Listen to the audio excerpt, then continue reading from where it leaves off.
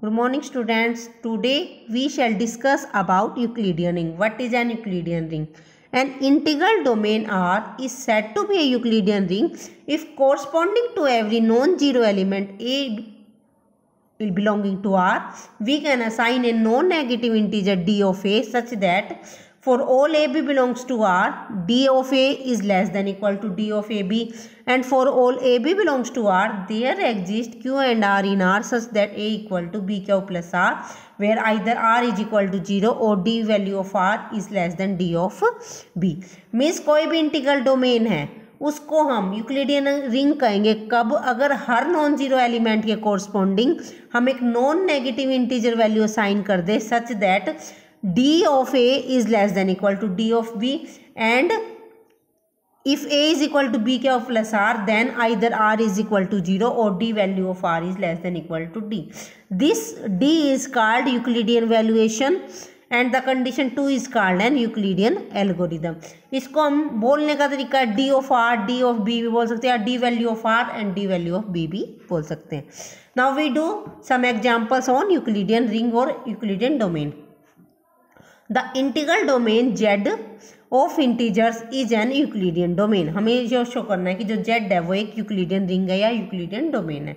Late us define, उसके लिए हमें वैल्यूएशन D डिफाइन करना पड़ेगा. Late us define D of A by mod of A for all A belongs to Z and let A be any two non zero element of Z. Then D value of A क्या होएगी mod A और D value of A B क्या होएगी mod of A B, which is equal to mod of A into mod of B. Since mod of A is less than equal to mod of A into mod of B, इसका मतलब D value of A is less than equal to D value of A B. First property तो satisfy होगी. Now next हमें क्या show करनी है, let B be यानी non zero element. Then B पे दो कंडीशन होगी, या तो बी ग्रेटर देन जीरो का या बी लेस देन जीरो. हम दोनों पे कंडीशन लगाते हैं. If B is greater than zero, let us write A equal to B Q plus R. तो हमें शो करना है either R is equal to zero और D value of are is less than D value of B. Now let B is greater than zero and अगर R zero के बराबर नहीं है, तो आर जीरो के बराबर नहीं है तो क्या होगा, आर लेस देन बी होगा. तो मोड आर क्या होगा, लेस देन मोड बी होगा. इसका मतलब d value of r less than होगी डी वैल्यू ऑफ बी की. नाउ सेकंड पार्ट है b is less than zero, then minus b क्या हो जाएगा, ग्रेटर देन जीरो. तो ए को मैं लिख सकती हूँ माइनस बी क्या plus r, where r is less than minus b. ठीक है, या फिर a equal to minus q b plus r. Now since r is less than minus b, तो mod r is less than mod b. This implies d of are is less than d of b. तो second property भी satisfy होगी. इसका मतलब z हमारी क्या है, Euclidean ring.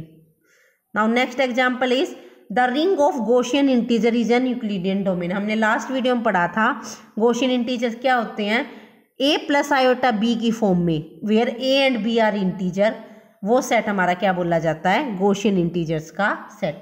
तो हमें शो करना, उसको हम जेड आयोटा से डिनोट करते हैं कि जो जेड आयोटा है a plus iota b where a and b are integer is an Euclidean domain. तो उसके लिए वही हमें पहले डी वैल्यू डिफाइन करनी पड़ेगी. तो let us define function d by d of a plus iota b is equal to a square plus b square for all non zero element a plus iota b belongs to z iota. Obviously ये greater than zero तो है ही है. Now अब हमें क्या property show करनी है, first property क्या होती है, d of a b is greater than d of a. तो उसके लिए लेट जेड वन, अब ए और बी तो हम ऑलरेडी यहाँ पे ले रहे हैं तो हम जेड वन जेड टू मान लेते हैं. Let z one z two be two non elements of z iota. तो जेड वन हमने मान लिया ए प्लस आयोटा बी और जेड टू मान लिया सी प्लस आयोटा डी, और ए बी और सी डी हमारे क्या होंगे, integer. Then D value of z one z two, ये कॉमा नहीं आएगा यहाँ इंटू है. D value of z one z two क्या आएगी, a plus iota b into c plus iota d. इसको मल्टीप्लीकेशन को खोल लेंगे तो ये बन जाएगा a c minus b d plus iota a d plus b c. अब डी वैल्यू कैसे डिफाइन कर रखी है हमने, ए का स्क्वायर प्लस बी का स्क्वायर, तो ये बन जाएगा a c minus b d का square plus a d plus b c का स्क्वायर. इसको जब हम खोल लेंगे तो ये हो जाएगा a square plus b square into c square plus d square. ये हमारी d value of a plus iota b है, ये d value of c plus iota d है. तो this implies this is equal to a square plus which is greater than a square plus b square. तो d value of z one z two क्या होगी, greater than D value of z one. इसका मतलब d value of z one is less than equal to d value of z one z two. तो first property तो होगी satisfy. Now next we take let Z1 Z2 भी arbitrary, और Z मैंने मान लिया Z1 बाई Z2, तो Z क्या होगा, a plus iota b over c plus iota d. जब हम इसको रैशनलाइज करेंगे तो हमारे पास ये आ जाएगा ए प्लस आयोटा बी की फॉर्म में। अब ए और बी ये इंटीजर भी हो सकते हैं हमारे, और ये रैशनल नंबर भी पी ओवर क्यू की फॉर्म में भी हो सकते हैं। तो हम जेड को ये नहीं कह सकते कि जेड गॉसियन इंटीजर है। गॉसियन इंटीजर के लिए तो ये दोनों इंटीजर होने चाहिए। तो हम मान लेते हैं let choose the integer nearest to a and b and these be a dash and b dash. तो भाई नियरेस्ट हमने मानने तो a dash minus a b less than 1/2 होगा, और बी डैश माइनस बी भी क्या होगा, less than 1/2। Then let z dash is equal to a dash plus iota b dash be a Gaussian integer. तो a dash और b dash integer है, तो ये क्या हो जाएगा, जेड डैश हमारा गॉसियन इंटीजर।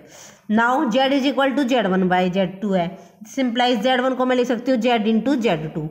अब इसमें जेड डैश Z2 ऐड कर दिया और जेड डैश Z2 सब्ट्रैक्ट कर दिया, तो ये मेरा बन जाएगा z dash Z2 plus z minus z dash Z2। अब Z1 भी गॉसियन इंटीजर, Z2 भी गॉसियन इंटीजर, जेड डैश भी, तो z minus z dash into Z2 भी क्या हो जाएगा, Gaussian integer. Then z minus z dash into Z2 निकालते हैं हम। जेड की वैल्यू थी a plus iota b, z dash की थी a dash plus iota b, और Z2 है हमारा सी प्लस आयोटा डी। हम इसको लिख देंगे खोल के, तो ये हमारा मल्टीप्लाई करने के बाद क्या आ जाएगा, this is equal to d of a minus a dash plus iota b minus b dash into c plus iota d. ठीक है, अब डी वैल्यू ऑफ दिस क्या है, d value of this a into b हो गया, d value of this is equal to क्या हो जाएगा, ए माइनस ए डैश का square plus b minus b dash का square into d value of G2 which is less than equal to half का square, क्योंकि ये हमने माना था less than half, plus half का square into DZ2 which is equal to half of DZ2 which is less than DZ2। Thus d value of z minus z dash into Z2 is less than D value of Z2। ठीक है, तो ये वाली property होगी। And if a and b are integer तो simple है ही हमारा क्या, z minus z dash into Z2 क्या हो जाएगा, a minus a dash plus iota b minus b dash into c plus iota D.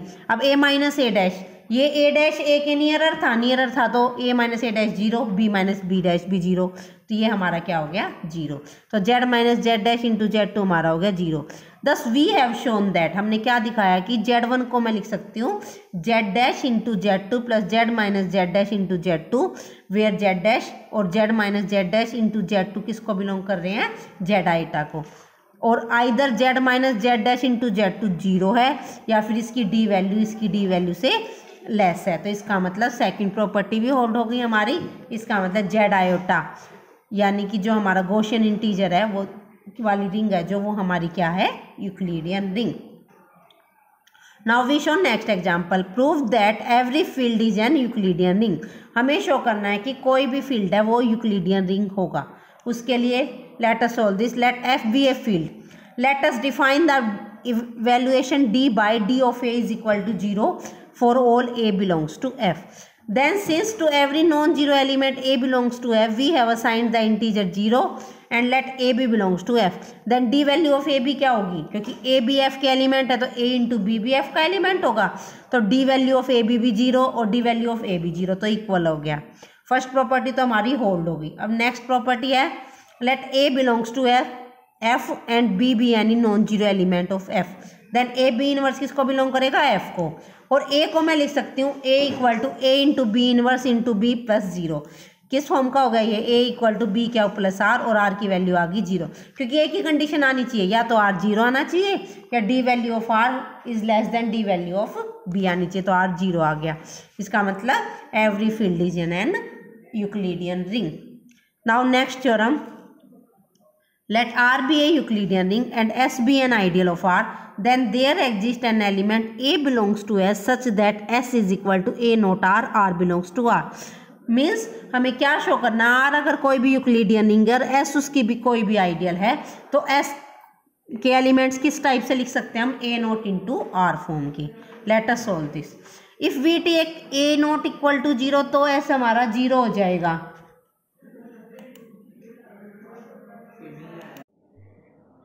हाँ जी, if we take a naught is equal to 0 then s is equal to 0 and the theorem is proved in this case, and let s is not equal to 0 such that there exists at least one non-zero element A in S.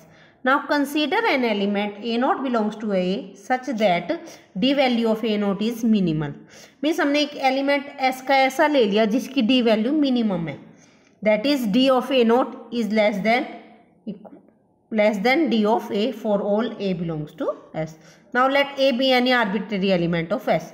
Then there exist Q and R such that A is equal to A naught into Q plus R, where either R equal to 0 और D value of R is less than D value of A naught, क्योंकि R क्या है हमारी Euclidean ring given है. Now Q belongs to R और A naught belongs to S. Then A naught into क्या किसको belong करेगा, S को, क्योंकि S आइडियल है R की.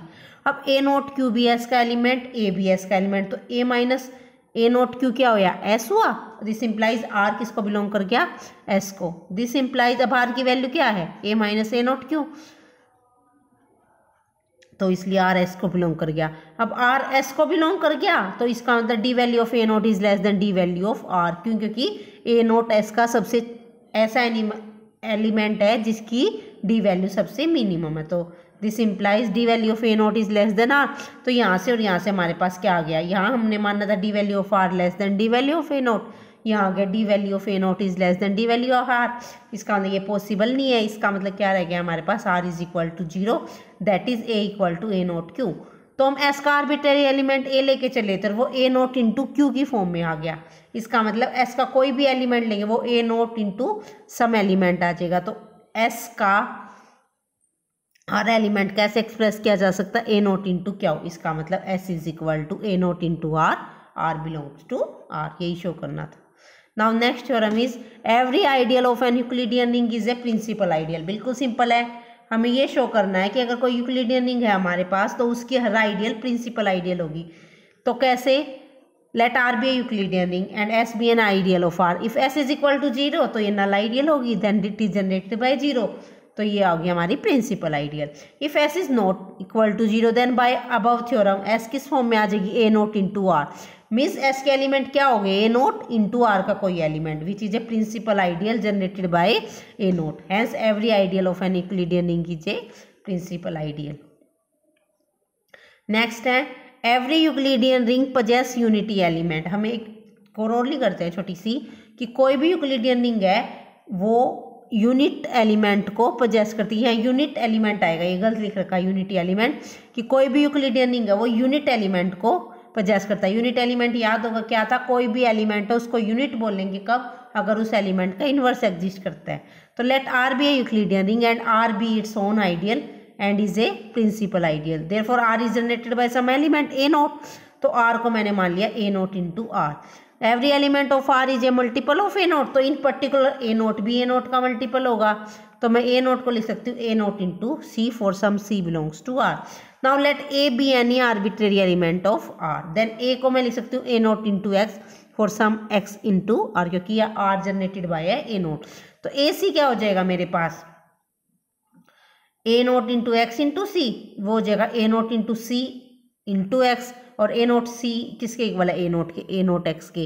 तो AC इज इक्वल टू क्या आ गया, A naught X, और A naught X किसके इक्वल है मेरा, A के, क्योंकि मैं मान के चली हूँ A को A naught X के. तो AC is equal to A आ गया. सिमिलरली ACA इक्वल टू क्या हो जाएगा, A. तो AC इक्वल टू A और CA is equal to A, तो C क्या हो गया हमारा, यूनिटी एलिमेंट. ठीक है, सॉरी ये यूनिटी एलिमेंट ही है, यूनिट एलिमेंट नहीं है. तो यूक्लिडियन रिंग के पास हमेशा क्या होती है, यूनिटी. ठीक है, AC इक्वल टू A, यानी कि A को C से मल्टीप्लाई करने पे A ही आ रहा है, इसका मतलब C क्या है, इसका यूनिटी. ठीक है, यहाँ एलिमेंट से कंफ्यूज नहीं होना, हमें ये शो करना है कि every Euclidean ring possess unity. ठीक है, now next theorem is every Euclidean ring is a principal ideal ring. बिल्कुल सिंपल है, हमें क्या शो करना है कि यूक्लिडियन रिंग है वो प्रिंसिपल आइडियल रिंग है. तो प्रिंसिपल आइडियल होने के लिए रिंग विद यूनिटी होनी चाहिए, विदाउट जीरो डिवाइजर होना चाहिए, और हर आइडियल उसकी प्रिंसिपल आइडियल होनी चाहिए. सारी चीज़ें अभी हमने ऊपर प्रूव किया है. क्या, since a ring r without zero divisor and with unity is said to be a principal ideal. If every ideal is a principal ideal the result follows in view of previous theorems and corollary. ठीक है, अब principal ideal domain क्या होती है ये तो आपको पता ही है. An integral domain R with unity is a principal ideal domain if every ideal in R is a principal ideal. तो अब प्रिंसिपल एवरी यूक्लिडियन डोमेन क्या हो जाएगी, हमारी प्रिंसिपल आइडियल डोमेन भी हो जाएगी। ठीक है, यही हमें शो करना। ठीक है, थैंक यू।